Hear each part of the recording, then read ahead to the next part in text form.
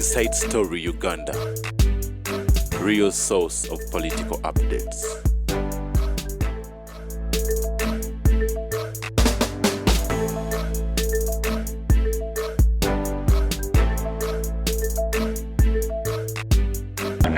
Sebo mukuru Tamale. Yes. Obadde ngamba wayino buno ngabukwa ologera ku Muhozi nayogera ku Museveni. Ngebima nama.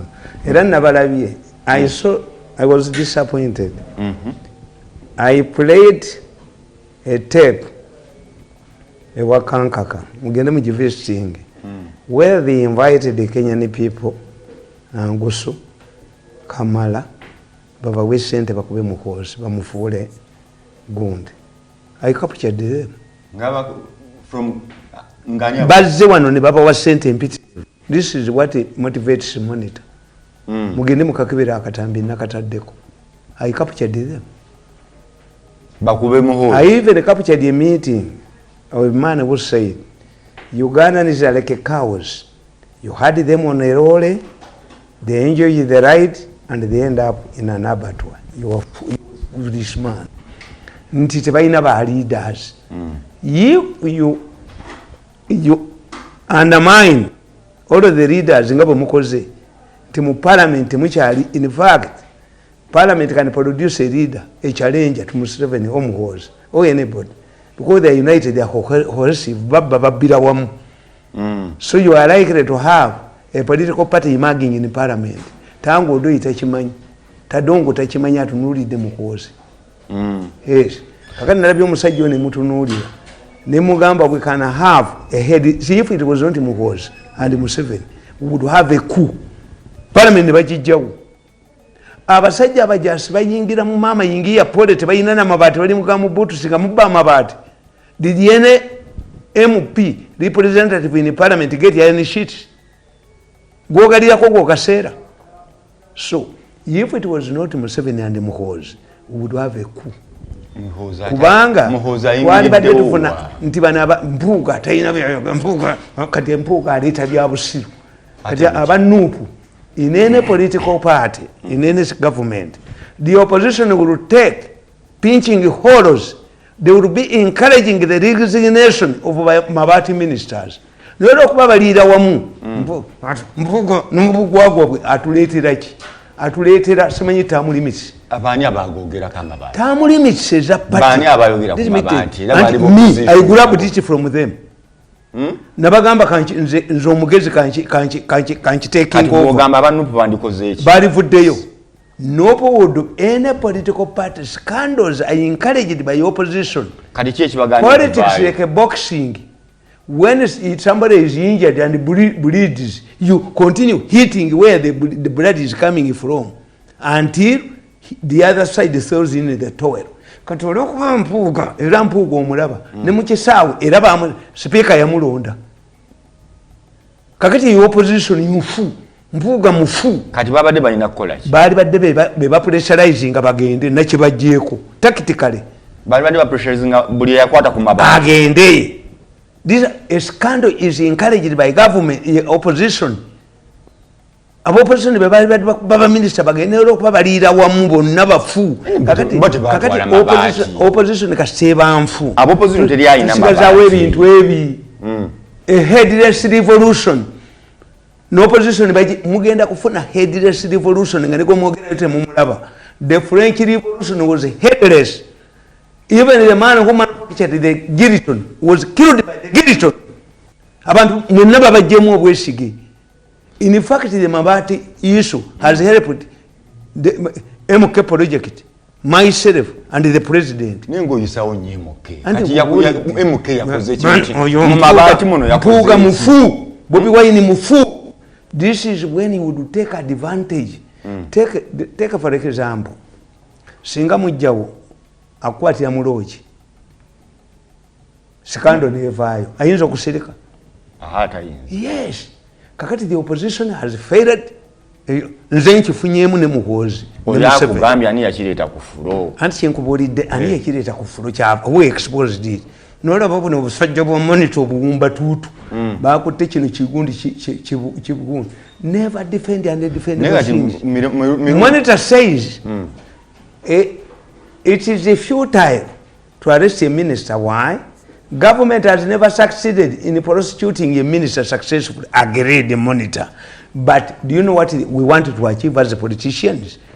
Monitor argument says that you don't need to take your wife to a hospital because we have had cases where we're delivering women die in a hospital. Okitegedde monitor kyagamba agawa bwokimanyi mu ddwaliro abakyala bafiira y'abakyala tulina mutwala. We have never had a minister prosecuted successfully and convicted. Therefore okuba tubaleke babbe n'oyo naye editor. The argument is political science is not law, it's not medicine. Political science, what does one want to achieve? Museveni has demonstrated there is no impunity in my government. If Museveni hold the snap election today, we will get 90%. But outside the box, monitor oyo mukunganya wa monitor tategeera kibuwembo nekijjayo sejjembe yakyo nekiwandiika n'ekikopo kyakyo kinywanja nekigamba ekya monitor nekigamba kibuwembo. Kalamajongo want boreholes. In 1980, Obote did the same. They dismantled the boreholes, picked the pipes, and used them as home guns. Tichichimanyi. Everyone who returns iron sheet. Aye Kalamajongo, Ereda. Where did this idea come from? Why didn't the Kalamajongo reject the iron sheets? Can you give somebody toilet paper before you give him food? If the Kalamajongo don't want iron sheets, it was how did this idea come from? Never defend, but to public relations, never defend undefendable things.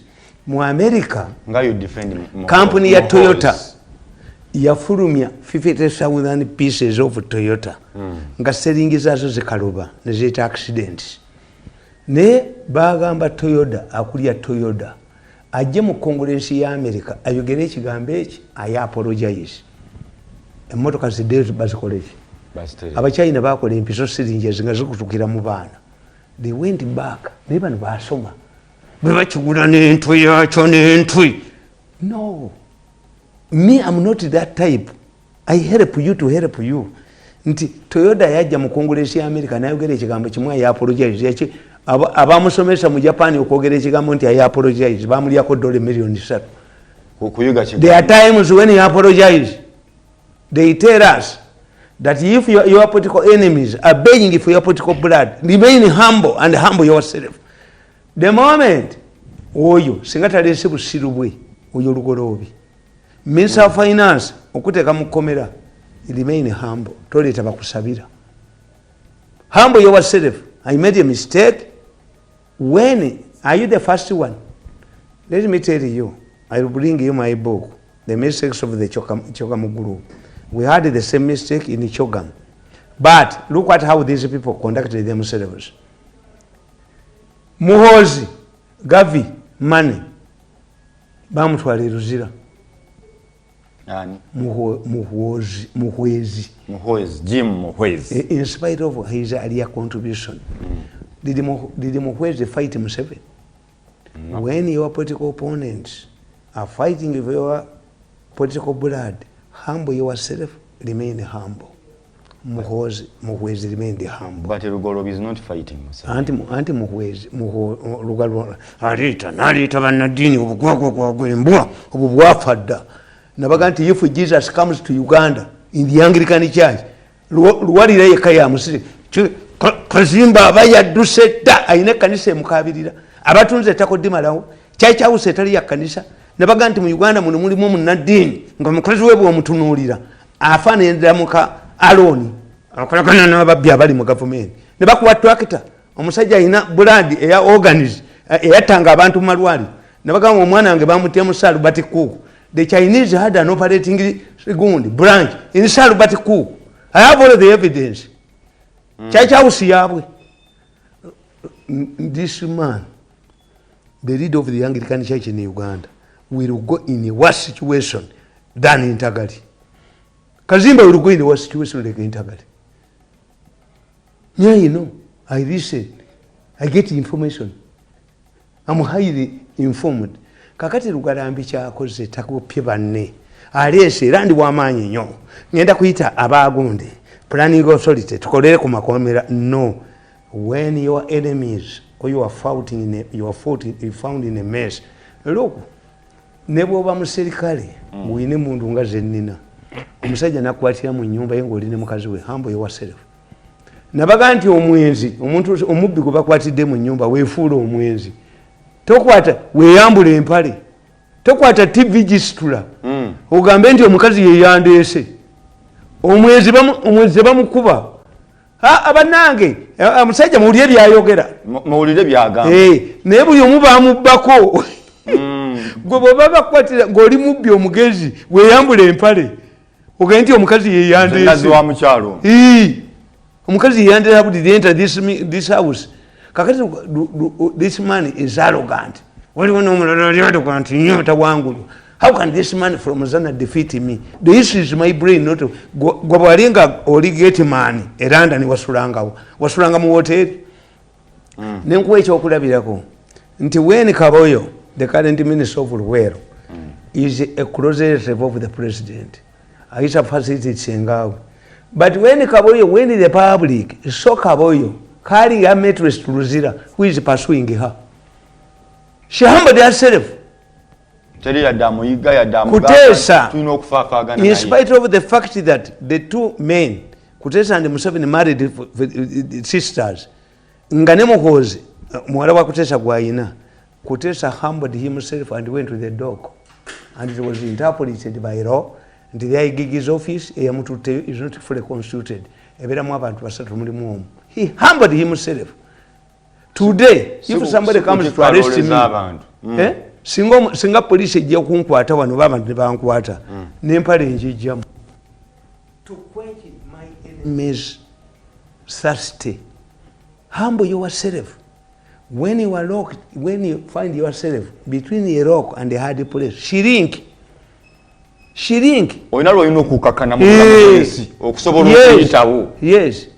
Waliwo omusajja mukwano gwange naye lugolobi bwakugamba yali awuga lwaki nze nzekka anti kyenkubuulira bali abalala nga temubalina amateeka nnyumba ya nabbubi batya. The law in Africa, in Europe and America is a blind kid. It doesn't know its parents. In Africa, a law is like a cobweb. A cobweb will not trap small insects. The behavior goes through. Chokubiri, to sacrifice lamb. What did these people want? Museveni wanted to demonstrate nti tukwata kubanene. Has achieved it. I didn't bako desubine bagamba. That's a name ke project. Yes. Moses imagine. What do people want? Neno ovayo, no itu never nadini bakusabiri, but nadini bachai. In fact, if you lose your telephone set, osoka kubuza wagandula. Where do you find nti kazimba akyayina amaanyi mu Uganda status ng'ekkanisa gye baakuba mu Ndeeba be baagitunda? Yes, and that's what I'm telling you. Nti abasiyazi bazze mu Uganda babaddewo. Omanyi kye bayita okuvuga empanka, olupanka waluvugako? Olupanka lw'eggaali naluvugako. Oluvuga oluvaawa mabega. Emotoka givuga ogiva mabega. Train egivuga ogiva mabega. Lwaki olupanka? Era bw'osoma akatabo kanga nkubuulira nti the mistake these people are going to do, they have done, they have failed to understand that this Basia's issue is an imposition from Europe. We had Basia's here. Before long ago, Abasia's babaddewo mu Uganda. Era ffe mu Uganda, mu Baganda, my nationality. Baganda, we are not a tribe, we are nationality. Ffe mu Baganda omusiyazi tumusiba musanja ne tumwocha ne munne gwe tumukutte naye. Kati bano kye bakoze kuleeta tteeka twaliwo dda omusezi tumusongolera misiŋŋonyo mu nnyuma through the years paka lwafa. Kase tukwata omusezi ne tumunyweza ffe Abaganda tumusongolera emiziŋŋonyo mwanase paka lwafa. Omusiyazi ye tumwocha musanja ne munne. Awo kati goga kyalina kukolebwa kitya anti gyenkubuulira kakati kankolage kino kuba gwogamba nti kintu kyavudde Europe olaba this is not the first time to have a problem in the Prime Minister's office and because the president does not learn from our failures what it means the Prime Minister's office mulimu ebintu bingi this Prime Minister's office must be dismantled mujije muri lifu ebere disputed ebimu biveemu Prime Minister's office is a cause of trouble kubanga tuyita kudya mutamivu n'omuwa kugabala mwenga kulumbe why do we in the villages in these days we invite people from Kampala bakandulinge akataba kano kalaba nakwandika ku Habyarimana government scandal nakawandika ku Bigirimana nga bamutwala nakawandika ddi akataba kano nakawandika ddi ndaba 28 days nga 2 March 2013 this issue of Prime Minister's office this is how Bigirimana handled it Bigirimana bali bagala mutwala kubanga the real key players temubalabako abakola ebintu bino temubalabako nabaga nti government ya Museveni eringa omukulu w'essomero ng'abaana be balalu ng'abawala be bafunyisa embuto bagoba Museveni doesn't know the key players tamanyi bani bafunyisa abawala mbuto agoba bawala wafunye olubuto 35 billion yani yazireeta mu parliament mu cabinet 35 billion boba bakusacrifice nabashikala kumba bye kukumi nchanika kujoga okomewo kuba bamanyi bajja kudda kujoga the key players in this mabati issue are not known kati gwenga ina ebigundi byo bine anti kakati nkubulya nkugamba oyinzo yambe gwanga lino era ne gundi I can read you documents here that 2013 nakawandika mu 2013 nkugamba nti Bigirimana yategeera bali bamutwala Bigirimana nga gwe batwala Kazinda asigalewo but Bigirimana detected this group era yakawandika ebitabo bina Bigirimana has written also 4 books and another person who did it is Sapolo Kagwa he bought a printing press from the Lebanese na wandika ebitabo 8 to defend himself against Yensenene we don't write for fun nange banjoka nemba kuba paka omusinguzi lwaze kakati nkulaga wano nti Bigirimana bayagala okumukoleramu ebintu ebyo Prime Minister's office naye olaba Bigirimana yagamba office of the Prime Minister to all heads of department all heads of projects and programs from permanent secretary date 20th November 2008 office of the Prime Minister office notes number 1/208 general management guidelines and measures for finance and budgetary control Ministry of Public Service issues circular standing instructions from time to time to guide the public service while executing their mandates Ministry of Finance, Planning and Economic Development also issues circulars to enforce adherence to Treasury accounting instructions and other financial matters. These circulars derive their authority from the Constitution and other. The office not serves to update, reinforce and consolidate these guidelines. It is also serves to draw the attention of all staff in the office of the Prime Minister who are responsible for various aspects of general discipline, financial management, budgetary control and calls for compliance. Commitment to control systems. Government introduced commitment control systems purposely to ensure the Ministry of Administrative Departments and agencies do not over-commit government. All expenditure must be made within the approved worker plans, previous budgets and speeches by the Minister of Finance, Planning and Economic Development. Nenkugamba, era Bigirimana nakuwandika. Adherence to Treasury accounting instructions and other circular standing instructions from Ministry of Finance, Planning and Economic Development. On the 20th November 2008, I issued out Office Note number 1 of 2008, spelling out a number of financial and administrative guidelines further to the office notes, and in order to keep in line the instructions from Ministry of Finance, Planning and Economic Development, the following should be observed both in content and form. 1. Vote managers, heads of departments, must continue to manage and authorize expenditures under their vote. Number 2. No payment should be made against one's vote without express authority of the vote manager. Number 3. Borrowing of funds from vote to vote shall only be authorized by accounting officer. If in any case refunds should be made within the first month after the release of the quota. Bigirimana, Permanent Secretary. Akutemera mateeka. Yes. Mpuuga ya office wetambula. Bino nabbanja tabirabangako. Nakugamba, last calendar year in 2009, which was the beginning of this financial year, 2010, I sympathized the need for results in terms of outputs and outcomes and the impact out actions will make to the entire government as mandated under Article 108A of the Constitution. As we connect closer to the end of the financial year, it is my duty to remind you that you all have an obligation to ensure that whatever resources are approved to you makes good sense of what has been done in the course of the financial year. Funds have been released for procurement, others have been released for workshops, conferences, and seminars. It is expected that there has been a value for money for all funds released for procurement. I will be carrying out an audit when I go through all of the funds available. Number 2, I expect to receive written activity reports that all of the funds released for all programs, including those conferences, seminars, and workshops you have been holding.